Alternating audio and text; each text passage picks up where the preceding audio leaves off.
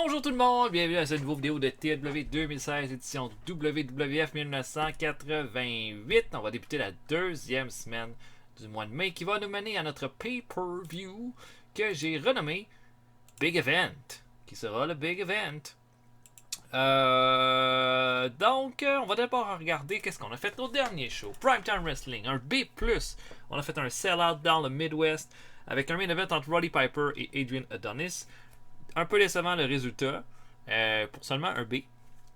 On a eu une grosse promo, là, un gros angle entre Steamboat et Honky Tonk Man qui a été le meilleur segment du show. Jake Roberts a battu Nikita Koloff par disqualification après l'intervention de Nikolai Volkov. On a une promo de Bret Hart pour parler de son combat contre Jim Neidhart qui s'en vient. Black Bart, Rick Martel et Shawn Michaels ont battu Coco Beware et les Killer Bees. Bart a fait un pin en retenant le maillot de Coco Beware pour l'emporter. Hulk Hogan et Sting ont battu l'équipe de Abdullah Butcher et de Craig Valentine. On a ensuite eu King Kong Bundy qui a battu Marty Jannetty. Et c'est ça, on a eu un angle entre Big Jack Haynes et Big Boss Man qui a été vraiment bon. Et la rivalité entre les Rougeaux et les Young Stallions continue pour mener à un combat de championnat au pay-per-view. Superstars of Wrestling, on était dans le Southeast. Le main event, le Sergeant Slaughter a battu Manny Fernandez. On a une promo de Bam Bam Bigelow pour Haku. Bigelow va être le number one contender pour le titre intercontinental à Big Event. Outlaw, Outback Jack et Pierrot ont battu Jeff Jarrett et l'Assassin. Cole Kirchner a battu Demolition Axe et on a eu un segment avec un Flower Shop avec Adrian Adonis et les British Bulldogs. Ensuite de ça, Wrestling Challenge, on était à Kinki au Japon, lorsque Ricky Steamboat a battu Sika dans le main event, Michael Hayes a battu Sam Houston et Lanny Savage et Ted DiBiase ont battu Butch Reed et Brutus Beefcake. On a également Slaughter qui semble se diriger vers une alliance avec Hulk Hogan et Sting. À voir. Nos champions, donc, intercontinental, c'est Haku, une seule défense de titre, un prestige de P. Champion du monde, Randy Savage, avec 2 défenses de titre, un prestige de A. Et champion du monde par équipe, c'est les Young Stallions, Jim Powers et Paul Roma, 2 défenses de titre, prestige de C. On a des trucs de morale. On va donner un petit montant à Piper. T'sais. On a besoin d'avoir un Piper en forme. On va lui donner un petit 5000 pour que ça se règle un peu plus vite, même si ça se règle pas. Jesse Ventura, on va lui donner la même chose. Oh, il est rendu content. Voilà pour ça. J'ai regardé vos commentaires. Vous sembliez pas mal unanime que vous vouliez avoir les Edge Shrinkers comme prochaine équipe. On va faire ça. Et en plus, ta main est content. J'ai dit, mais oui, c'est ça, il est dans sa famille. Donc, Rikishi. À voir si Samu va accepter d'aller en développement, par contre. Quand même jeune encore. Eh oui. Fait que là, dans notre développement, on a quand même beaucoup d'équipes. Beaucoup d'équipes heel. Parce qu'on a déjà les Nasty Boys. Brian Knob et Jerry Sags. On a les Harris Twins qu'on a signés. On a Headhunter A, Headhunter B. On a rapidement comme ça, comme équipe, on a ça. J'ai fait quelques équipes. Attendez un peu, c'est que je vois ça. Charlie Company Team. J'ai créé quelques équipes pour faciliter la chose, comme une équipe entre Brian Pillman et Owen Hart, Crash and Burn. Les Golden Boys, Robbie Brookside et Steven Regal. Les Harris Brothers, Ron et Don Harris. Technically Flawless, l'équipe de El Dandy et de Dean Malenko. Les Headhunters, qui est une équipe logique. Les Nasty Boys, les Trailblazers, Tommy Jammer et Scott Putski. Et Youthful Aggression, Barry Horowitz et Danny Davis. Donc, quelques équipes face. Voilà. Fait qu'on va avancer à Primetime Wrestling. Le main event de Primetime Wrestling va être Sergeant Slaughter contre King Kong Bundy, qui est quand même devrait être un bon main event. Donc j'avance. Pedro Morales, qui vient tout récemment de faire battre son record. Ben, c'était pas tant un record, mais son règne de champion du monde a été battu par Roman Reigns il y a quelques jours que j'ai vu ça. Ok, c'était super. Ok, il y a quand même pas mal de trucs.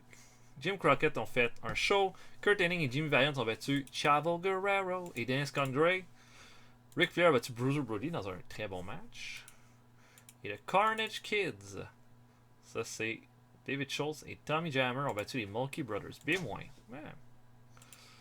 WWC ont fait un C-. Vader One a battu Chicky Star. NJPW, Dr. Death et Chono On va battu Fujiwara Koshinaka, ça va, ça fait de sens.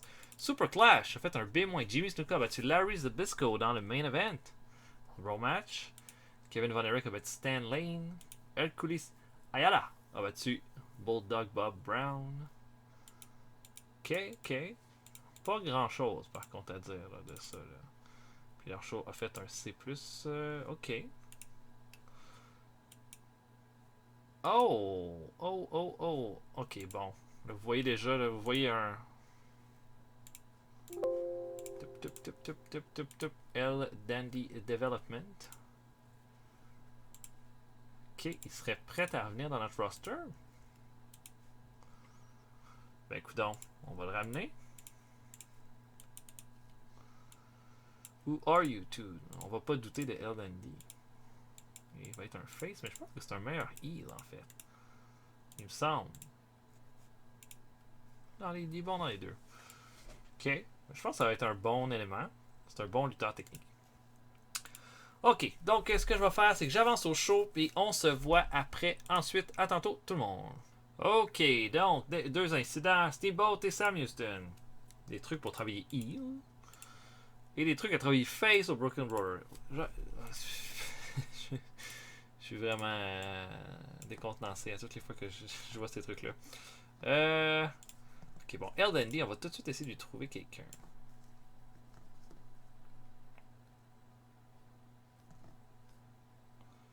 L Dandy. Je sais pas, un gars comme Joey Morella? Non. Ok, donc je book main event. Sergeant Slaughter contre King Kong Bundy. Je book, on se voit après. À tantôt, tout le monde. Ok, devant ça, pre-show, Brutus Beefcake affronte Ed Hunter, numéro A. Et bon petit combat, correct, avec Beefcake qui va faire un roll-up sur Ed Hunter à 5 minutes 45 pour l'emporter. Performance correcte de C. Pour les Ed Hunters, ils sont pas prêts. Ils sont encore pas prêts. Ensuite, deuxième combat, Brian Pillman et Owen Hart. Notre nouvelle équipe qu'on a créée au Monster Factory affronte le Big Boys Club. C'est un bon match de C+.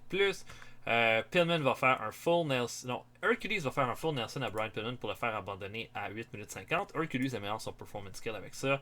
Belle performance de Semids, encore une meilleure de Hercules. Très satisfait. Ensuite, Norman Smiley, lutteur local, affronte le Honky Tonk Man qui va finir ça à 9 minutes 17 avec le Shake, Rattle and Roll. Bon petit match. Rien de plus à dire. On garde l'Honky Tonk Man fort. Et le dernier combat de pre-show, Hogan et Sting luttent et vont affronter l'équipe du Brooklyn Brawler et de Curtis Hughes. Qui est. C'est ça, là. Curtis Hughes, qui était le gros monsieur qui était à la WCW puis à la WWE en 97. Hogan va terminer le combat sur Hughes avec un big leg drop à 9 minutes 55. Hogan améliore son performance skill. En plus, avec ça, une performance de A+, pour lui, C pour Sting. Ça a vraiment aidé Sting d'avoir Hogan avec lui, donc on continue ça, mais on va les revoir plus tard dans la soirée. Le show commence avec un combat par équipe. Bam Bam Bigelow et Tito Santana affrontent l'équipe de Haku et de Dino Bravo. Et c'est dur là, de contrôler Bigelow et Haku, là, qui sont deux gros gars avec du gros striking. Et tout ce qu'ils veulent, c'est se coller des patates sur la gueule. Et c'est ce qu'ils font durant une bonne partie du combat. Et en bas du ring, à un moment donné, l'arbitre là, perd un peu le contrôle. Essaye de dire à Bigelow et Haku de se calmer là, parce que ça dépasse les bornes. Et ça permet à Dino Bravo de sortir de la petite poudre blanche, soigner ça dans les yeux de Tito Santana et ensuite lui faire un sidewalk slam pour la victoire. Bravo va chercher une grosse victoire qu'il avait vraiment besoin depuis un bout de temps. Il va la chercher aux dépens d'un Tito Santana, mais ça ne sera pas terminé entre les deux. Tito Santana améliore son performance skill et Bravo son flying skill avec ce combat-là. Donc un bon début, un strong start pour notre show. Ensuite, le champion du monde qui arrive. Et puis, il a l'air un peu énervé, Savage, ce soir. Puis il dit, on vient de me dire que c'est Roddy Piper que j'allais affronter au Big Event. Et puis, oui. Eh bien, je vais vous avouer une chose. J'ai regardé Piper lutter contre Adonis la semaine passée. Il y avait quelque chose que je trouve étrange. Quelque chose qui me chatouille un peu. Ce qui me chatouille, c'est que durant tout ce combat-là, j'avais pas l'impression que Piper voulait le titre de champion du monde. Il y a quelque chose d'autre en arrière de la tête. Piper a quelque chose en arrière de la tête, puis ce qu'il y a en arrière de la tête, c'est Hardy Race. Il a toujours pas réussi à fermer le clapet de Hardy Race, à y mettre la main dessus. Puis là, il s'en vient pour m'affronter moi, le champion du monde, la plus grande vedette du monde de la lutte. Mais je suis pas la chose qu'il focus dans ses pensées. Ben, je vais te dire une affaire, Roddy Piper. Quand j'ai été champion intercontinental pendant 1 an invaincu, j'avais mon titre en tête. Quand je suis devenu champion contre Ricky Steamboat, quand j'ai fait le combat du siècle contre Steamboat, j'avais juste une chose en tête, le championnat du monde. Toi, tu penses pouvoir venir m'affronter, puis pas avoir le focus entièrement sur moi, puis penser l'emporter. Je pense que tu te gourdes. Puis ça risque d'être facile dans 2 semaines quand on va s'affronter à cause de ça. Et là, la cornemuse va faire entendre. Et Piper arrive. Et là, il est chauffé. Il a pas aimé le commentaire de Savage à ce niveau-là. Sauf qu'il a même pas le temps de se rendre jusqu'au ring. Que Harley Race arrive avec ses singes. Valentine et Abdul Butcher qui commencent à le tabasser. Et Harley Race prend Piper, le met entre ses jambes et lui fait le pile driver sur la rampe ou sur l'escalier du ring. Et là, Randy Savage regarde ça tout en souriant, comme il dit. C'est tellement évident. Savage va prendre le micro ensuite, alors que Piper est complètement étendu. Les ambulanciers viennent le chercher. T'sais, il va pas bien, puis il lui dit quand on veut devenir champion du monde, on doit tout laisser derrière nous. Puis toi, t'as pas laissé la moitié de ce que t'avais en tête. Puis ça, là, ça va te coûter quand on va s'affronter. Si on réussit à s'affronter, puis que tu te sors de cette attaque-là. Donc, un A pour ce beau segment-là. Et la rivalité gagne en heat entre Piper et Savage et Harley Race et tout le pataclan. On a un match entre Tommy Rogers et Ted DiBiase. On sait que DiBiase et Randy Savage vont affronter les Fantastics au pay-per-view. Donc c'est un petit affrontement entre les deux. Ça clique malheureusement pas du tout entre les deux. Puis c'est bien dommage. Mais on met quand même un match de 17 minutes 43 entre les deux. Back and forth. Sauf que DiBiase va réussir à enfermer Rogers dans le $1 Million Dream pour l'emporter clean sur Tommy Rogers.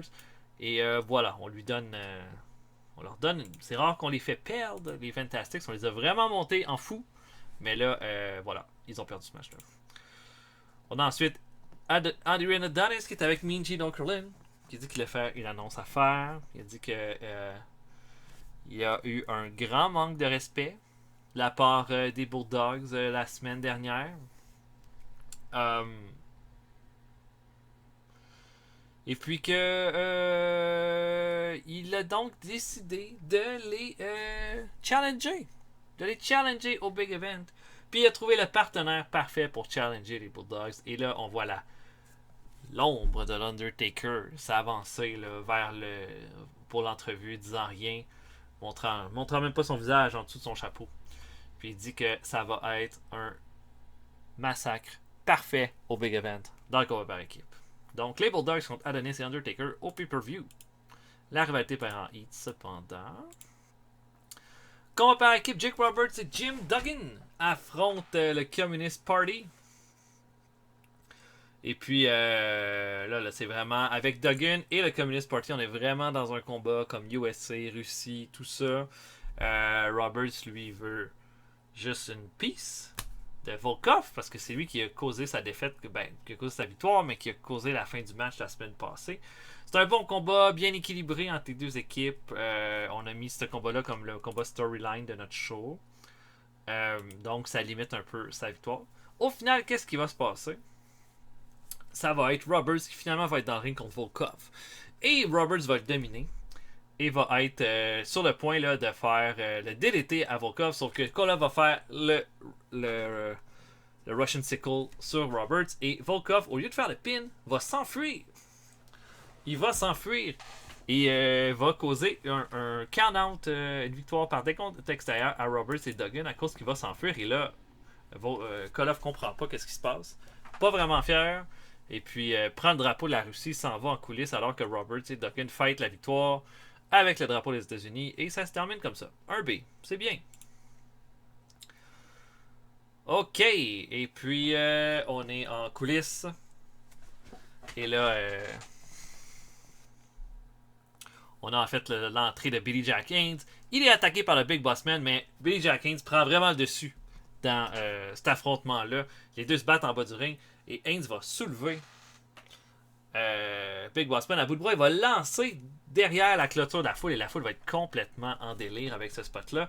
James attrape la tête du Bossman, sauf que le Bossman va mettre les menottes sur Jack Haynes, il va le mettre sur la rampe, ben, la barrière de sécurité là, qui est en métal à cette époque-là. Et là, va sortir sa matraque et va commencer à tabasser Billy Jack Haynes, des grands coups de matraque, tout ça. Il va quitter le ring là, ayant foncé de son poing. Et là, Haynes, lui, va être un peu droggy, mais il va s'énerver. Et là, c'est comme un peu ça. Là. Billy Jack Haynes, c'est un peu un cinglé. Là. Perd patience. Et il va arracher la menotte. Il va chercher Big Boss Man ensuite.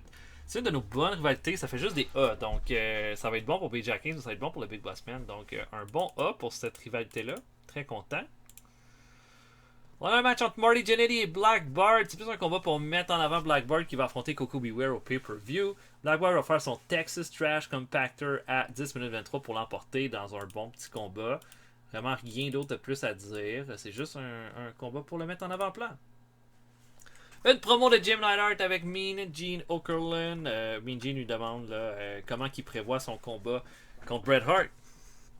Puis il dit je suis content d'avoir enfin la chance de parler par rapport à ce qui s'est passé avec la Hart Foundation. J'ai mis toute mon âme puis toute mon énergie pour que cette équipe-là, ça fonctionne. Quand Bret voulait plus rien savoir, quand Bret était démotivé, qui a essayé de tout ramener, de recréer la Hart Foundation comme on était quand on était champion par équipe, c'est moi. Il y a quelqu'un là-dedans qui a essayé d'être opportuniste, puis je sais c'est qui. C'est Jimmy Hart qui a dit à Bret qu'il serait meilleur sans moi. Ben, j'ai des petites nouvelles pour toi, Bret. T'es un lutteur exceptionnel, mais ensemble, on aurait été la plus grande équipe de tous les temps. Des lutteurs exceptionnels, il y en a plusieurs à la WWF en ce moment. Il y avait juste une seule Hart Foundation. Puis quand on va s'affronter, je vais essayer de te faire comprendre certaines choses. Puis Jimmy Hart, si tu te mets dans mon chemin, une fois de plus, si j'ai la chance de t'agripper puis de te puncher, tu vas voir, je vais t'en coller un, tu t'en relèveras plus ensuite. Un bon B pour ce segment-ci.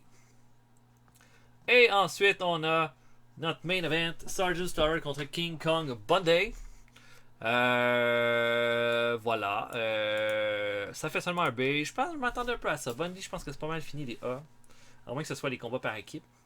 Il fait une performance de B, B- pour Slaughter. Ça va être un gros brawl entre les deux. Et puis, Bundy va dominer une grosse majorité du combat en étant là, comme il est à l'habitude, un gros bully. Mais Slaughter ne va jamais abandonner. Il va même revenir dans le combat. La foule va être complètement en feu. Il va enfermer Bundy dans le Cobra Clutch. Et immédiatement, Hercules et Ron Simmons vont arriver et vont attaquer Sergeant Slaughter pour causer la disqualification. Rapidement, cependant, Sting et Hulk Hogan vont arriver pour faire le save. Et ça va se terminer là-dessus. Et visiblement, le Slaughter va et là, Slaughter se fait lever les bras par Sting et Hogan. Ensuite, l'alliance est donc faite pour affronter le Big Boys Club au pay-per-view. Et ça finit chaud là-dessus. Un B. On augmente notre popularité dans 6 régions. George Crybaby Cannon. Il est dans notre partie de Big Time Wrestling. Il est dans notre fédération. Oh, retraite pour le Bloody Monde. Chris Colt, out of shape. Oh, ça c'était. On en a déjà parlé. C'est un des. Voyons. Lutteur des Hells Angels à la Big Time Wrestling.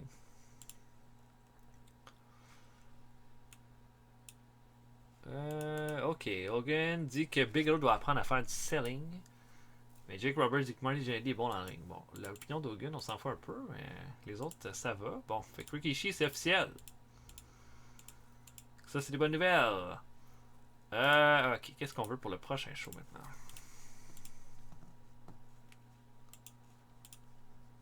Bonne question.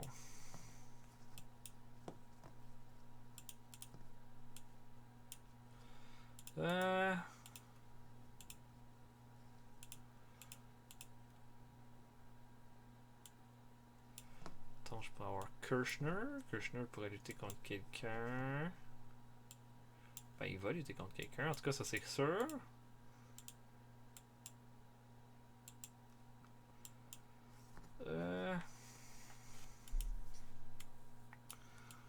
Je sûr que ce serait mieux si c'était contre un lutteur avec un petit peu de storyline en cours.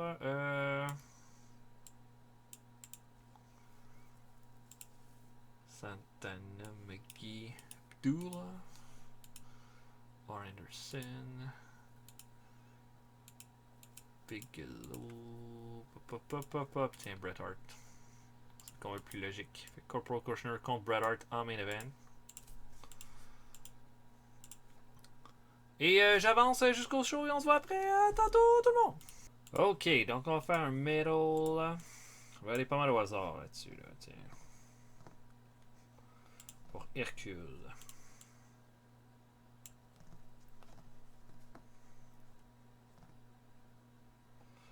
Et Shawn Michaels. Non.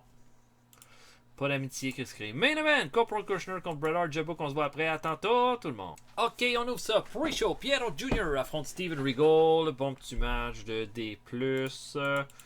Pas grand chose à dire sur ce combat-là. On garde Piero Jr. Bon en momentum. Barry Horowitz affronte Manny Fernandez. Ensuite, Fernandez va l'emporter avec son Flying Burrito à 7 minutes 48. Améliore sa technique et son performance skill contre Barry Horowitz. Ensuite, Coco Beware affronte le Brooklyn Brawler. Un bon petit match de C avec un Bird Buster de Coco Beware sur le Brooklyn Brawler dans un bon squash match. Et dernier combat de pre-show, Ruby Brookside affronte Greg Valentine. Et Valentine va malmener pas mal la jambe de Brookside avant de terminer ça avec un Figure 4 leg lock à 7 minutes 11. Valentine améliore son performance skill. On ouvre le show avec un combat entre Jim Brunzell et Abdullah the Butcher. Ça ne donne pas un strong start pour un show, mais c'est un départ correct. Bon petit combat, bien.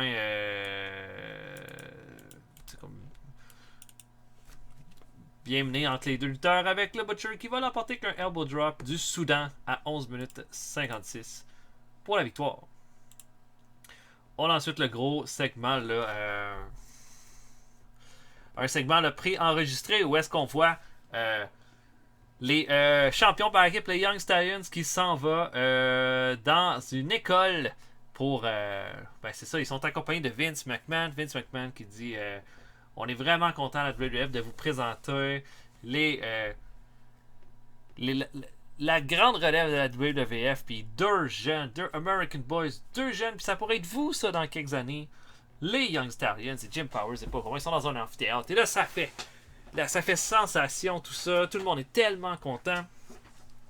Et Powers et Roma, là, c'est ça, là. Roma va prendre le micro pour dire suivez vos rêves, allez à l'école, étudiez fort, tout ça, puis vous devriez vraiment aller loin. Jim Powers dit que lui, des fois, ça n'a pas toujours été facile, mais il a écouté ses enseignants. Ils lui ont permis là, de continuer à focusser, puis c'est comme ça qu'un jour, il est devenu champion par équipe. Et là, on entend une petite musique de American Boys. Et là, on a Jacques et Raymond qui crash la présentation avec leur petit drapeau des États-Unis. Et là, la personne comprend là, dans la foule, Vince McMahon est vraiment pas content de voir ça. Et Jacques va prendre le micro pour dire hey les jeunes, une chose à vous dire, si vous voulez voir c'est quoi des vrais champions par équipe, vous devriez aller au Big Event dans 2 semaines. Vous savez pourquoi? Parce que les vrais American Boys, c'est Raymond et Jacques. Les Rougeaux, les fabuleux Rougeaux. Et puis, Raymond va prendre un coup pour dire ce que vous avez là, c'est du beau petit potentiel. Nous, on est le real deal, des champions nés. On est, quand on était au Québec, on a tout gagné. On est aux États-Unis, puis on va tout rapporter chez nous. Ha ha ha. Et là ça énerve là, Paul et Jim Powers. Vince essaye de comme séparer ça. La sécurité arrive. On arrête ça là, avant que ça finisse mal. Et là, sont tellement effrontés ces Rougeaux-là. Un C+, pour ce beau segment-ci. Ensuite, combat par équipe, Danny Spivey et Butch Reed affrontent Earthquake et Kijimuto. On est en train de tester certains lutteurs. Comme plus de performance pour Earthquake, c'est quand même pas beaucoup. Mais il était prêt là, à voir là, comment on va essayer de développer. Ça se peut que ce soit plus du pre-show pour Earthquake à partir de maintenant. Mais c'était quand même pas un mauvais combat. Là. La meilleure performance, ça vient à Butch Reed. Butch Reed va faire un shoulder tackle de la 3e corde à Earthquake pour terminer le combat. Ça donne un peu de momentum à Spivey qui était vraiment au chiotte là en ce moment. Donc voilà. Promo de Ricky Steamboat. Puis Steamboat a l'air comme... Bon. il est déçu. Il dit j'ai perdu un de mes bons amis avec Arn Anderson. Il est blessé en ce moment. Puis c'est dur pour moi de devoir me présenter à tous les soirs, de faire comme si de rien n'était, quand un gars comme le Honky Tonk Man est juste là, en attendant, avec sa guitare, en attendant de me donner un coup derrière la tête. J'en peux plus de ça. Puis ce que je veux, là, c'est avoir le Honky Tonk Man dans le ring. Je veux voir c'est qu'est-ce qui se cache derrière l'homme. Est-ce qu'il reste quelque chose? Parce que moi, je pense qu'il reste plus rien. Parce que ce gars-là, à part faire des coups en traite, il peut rien faire d'autre. Ricky Steamboat fait sa promo 1A qui augmente le I de la rivalité. Et une excellente promo de Ricky Steamboat, encore une fois. Main event, Corporal Kirchner contre Bret Hart. Bon petit match avec rien de storyline. Juste un match pour mettre en avant Bret Hart et Jimmy Hart. Et Bret Hart va résister là, à la puissance puis aux attaques de Corporal Kirchner, va l'enfermer dans le sharpshooter à 15 minutes 6 et va l'emporter clean, un bon B, et ça fait un B pour le show aussi. J'irais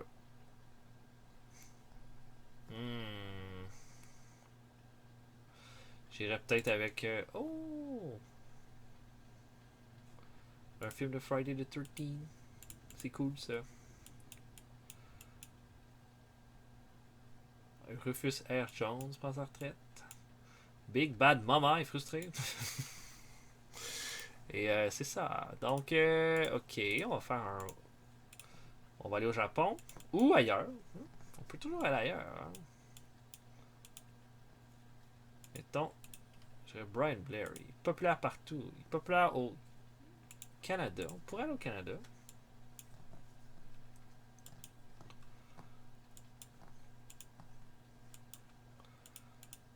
Mais contre qui?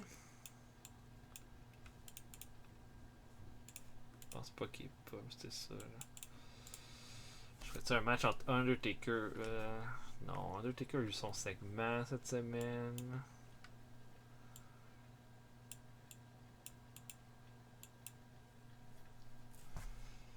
Bon. Qu'est-ce que je veux? Ok, on trouve un heal. On va se trouver un heal. Faut au moins qu'il y ait un semblant de storyline dans ce combat-là, par contre. Dennis a eu son segment, Bravo a eu son segment, Bret Hart a lutté, Honky Tonk Man, Big Boys Club.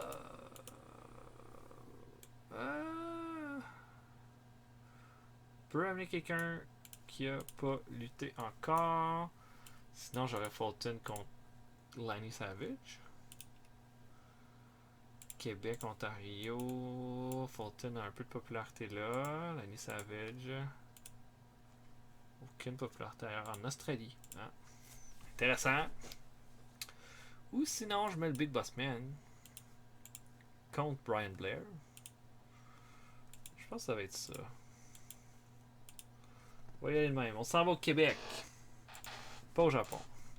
Bon, Steamboat et Sam Houston. Des trucs de Babyface à Sam Houston. Des trucs de Babyface au Brooklyn Brawler. Des trucs au micro pour Jeff Jarrett. C'est merveilleux, ça.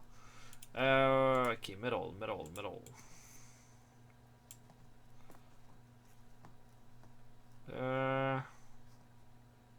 Kijimuto.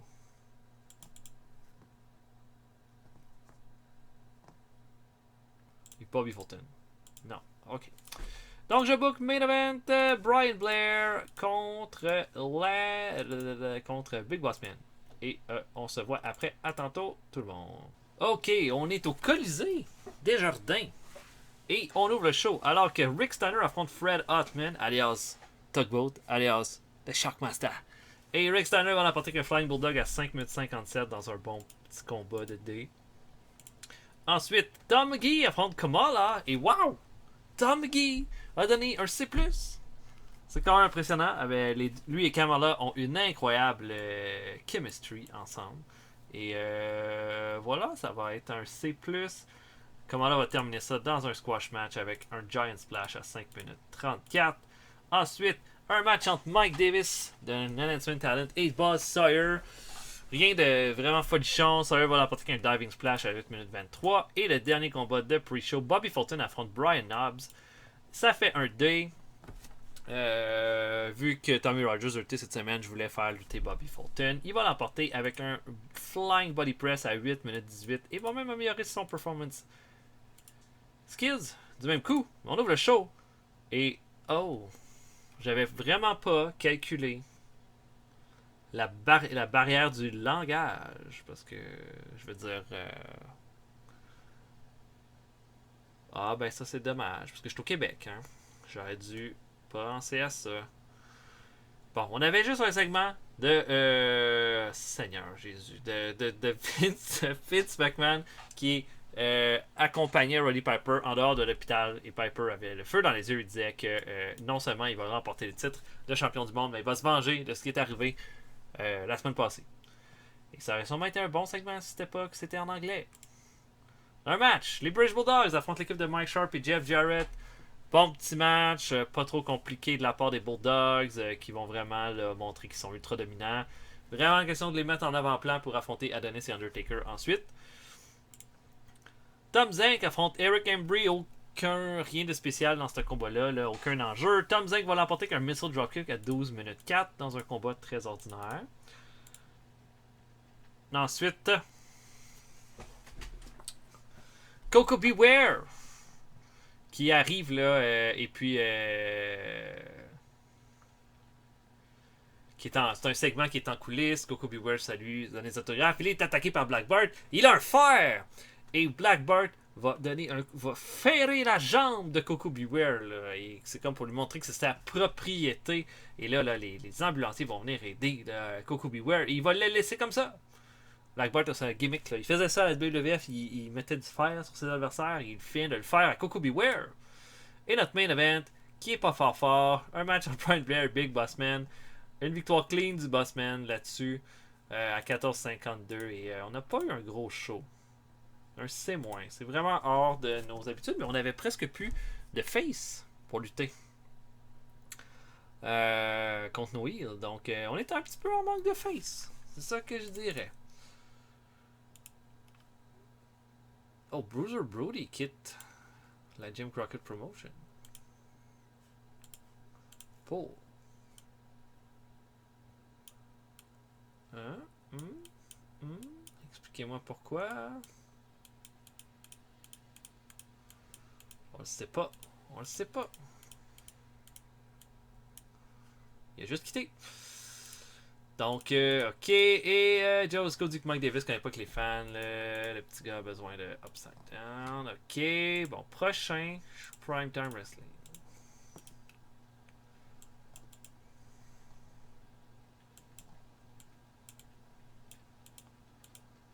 Je pense que Billy Jack Haynes, ça serait un bon potentiel, vu que là, il ne fait que des bons segments. Mais contre qui? Ça prend quand même de quoi de peu big, là. Pas Volkov, pas moi. Sinon, ça serait Call of contre... Non. On va regarder ça de même. Est-ce qu'on le met à avoir une chance contre Randy Savage pour le titre? Ce serait un beau test, en tout cas. On sait qu'ils se sont déjà affrontés pour le titre intercontinental, mais... Ok, donc ça va être ça. On va se voir pour un prochain épisode bientôt. J'espère que vous avez apprécié. On va se voir pour un prochain épisode bientôt, tout le monde. Salut tout le monde. À la prochaine.